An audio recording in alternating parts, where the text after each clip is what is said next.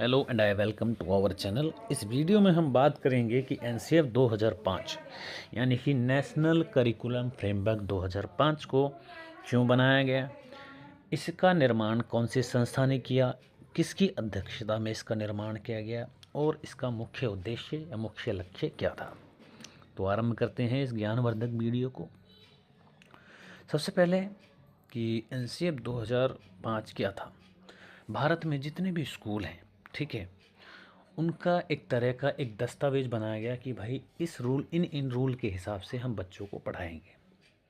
ठीक है, अब बात आती है कि इसको तैयार किसने किया। तो NCERT यानी कि national council of education research teaching, इस संस्था ने इसका निर्माण किया। हिंदी में कहें कि राष्ट्रीय शैक्षिक अनुसंधान एवं परीक्षण परिषद द्वारा इसका निर्माण किया गया। नंबर 3, अब इसका इसे किसकी अध्यक्षता में इसका निर्माण किया गया, तो वो थे हमारे डॉक्टर प्रोफेसर यशपाल सिंह। इनकी अध्यक्षता में ही नेशनल करिकुलम फ्रेमवर्क 2005 को बनाया गया। अब बात आती है कि इसका मुख्य उद्देश्य क्या था, या यूं कहें कि मुख्य लक्ष्य क्या था, इसका निर्माण क्यों किया गया। पहले के समय पे क्या था कि बच्चों को रटने की प्रणाली पे ज़्यादा फोकस किया जाता था। उस रटने की प्रणाली को कितना कम किया जा सके या उसे पूरी तरीके से ख़त्म किया जा सके, इसलिए एनसीएफ 2005 को लाया गया। और तो और शिक्षा को टीचर सेंट्रल की जगह बाल केंद्रित किया जा सके। यानी कि पहले क्या था कि जो मास्टर पढ़ा रहा है बस वही पढ़ाया जा रहा है, ऐसा नहीं करना था।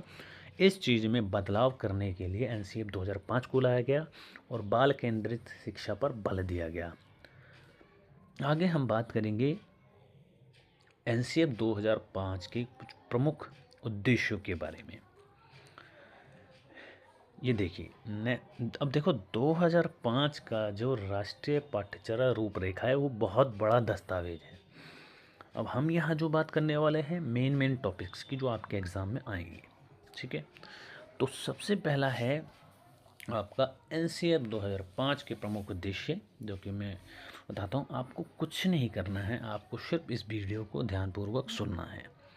नंबर 1, रटंत विद्या से मुक्ति। यानी कि इस करिकुलम का निर्माण इसलिए किया गया कि जितना कम हो सके उतना कम रटने पर बल दिया जाए, और तो और समझने की प्रणाली को ज़्यादा तवज्जो दी जाए। यानी कि जितना हो सके बच्चे की समझ पर जोर दिया जाए, यानी कि बच्चे को समझाया जाए, रटने की प्रवृत्ति को कम किया जाए, यानी कि रटंत प्रणाली को ख़त्म किया जा सके। नंबर 2, ज्ञान को बाहरी जीवन से जोड़ना। आप मतलब आपको सिर्फ किताबों तक ही बच्चे को सीमित नहीं करना है। ज़रूरी नहीं है अगर आप कोई भी चैप्टर पढ़ा रहे हो किताब में से रिलेटेड, ठीक है, अगर आपको प्रकाश संश्लेषण की प्रक्रिया बतानी है कि आपने सिर्फ किताब में दिखा दिया, ठीक है, या फिर आपको कोई केमिकल चेन रिएक्शन बच्चों को समझाना है। अगर आपको बच्चों को केमिकल चेन रिएक्शन समझाना है तो उसे सिर्फ किताब में मत दिखाओ या बोर्ड पे लिख करके मत दिखाओ।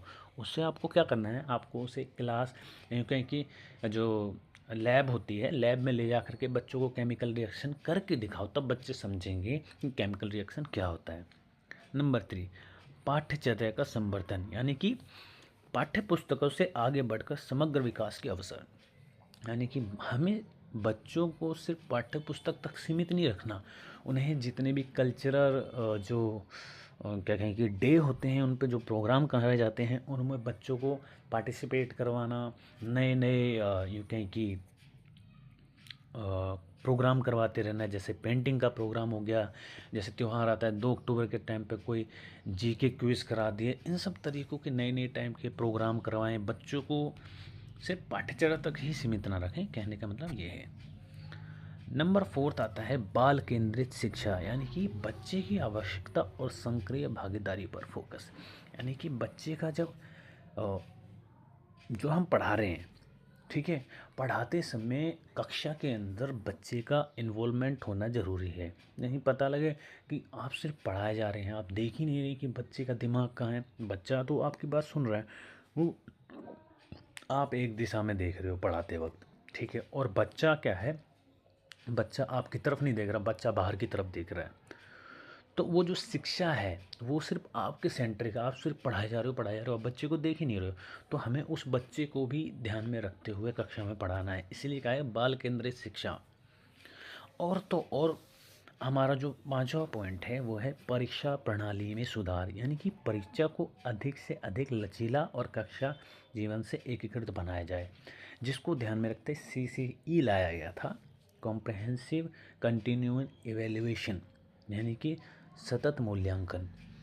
अब आपको क्या करना है, आपने कक्षा में पढ़ाया बच्चे को, पढ़ाने के बाद एक चैप्टर अगर आप 1 सप्ताह या 2 सप्ताह भी लेते हो, ठीक है, तो उसके बाद आपको क्या करना है, साप्ताहिक टेस्ट लेना है। फिर आपका जो हर 3 महीने बाद टेस्ट, सेमेस्टर वो लेना है आपको। फिर आपको वार्षिक टेस्ट लेना है। इस प्रकार से परीक्षा प्रणाली में भी सुधार किया गया NCF 2005 को ला करके। और अगला जो छठा पॉइंट है इसका वो है लोकतांत्रिक मूल्यों का विकास, यानी कि NCF 2005 को जब लाया गया तो उसमें यह भी ध्यान रखा गया कि समानता, न्याय और धर्मनिरपेक्षता के मूल्यों को पोषित करना। यानी कि बच्चों को जब हम एक कक्षा में पढ़ा रहे हैं तो हमारी उस कक्षा में सभी धर्म के लोग आते हैं, कोई हिंदू होता है, कोई सिख होता है, तो कोई मुस्लिम होता है। तो हमें उनके साथ भेदभाव नहीं करना, हमें उनमें समानता दिखानी है, हमें उन्हें इस तरीके से पढ़ाना है ताकि वो एक दूसरे से नफरत ना करें। क्योंकि जो छोटा बच्चा होता है, अगर आप बचपन में उसे जैसा पढ़ाएंगे वो वैसा ही चीज़ सीखेगा, वो जैसा आप उसे जैसा अडेप्ट करवाएंगे वो वैसा ही अडेप्ट करेगा।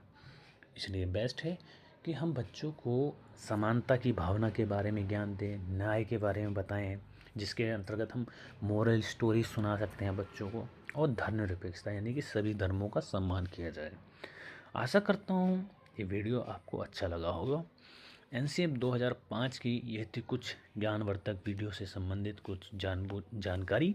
आशा करता हूँ ये वीडियो आपको अच्छा लगा होगा। इसी प्रकार के अन्य वीडियो के लिए चैनल को लाइक करें, शेयर करें, सब्सक्राइब करें। धन्यवाद।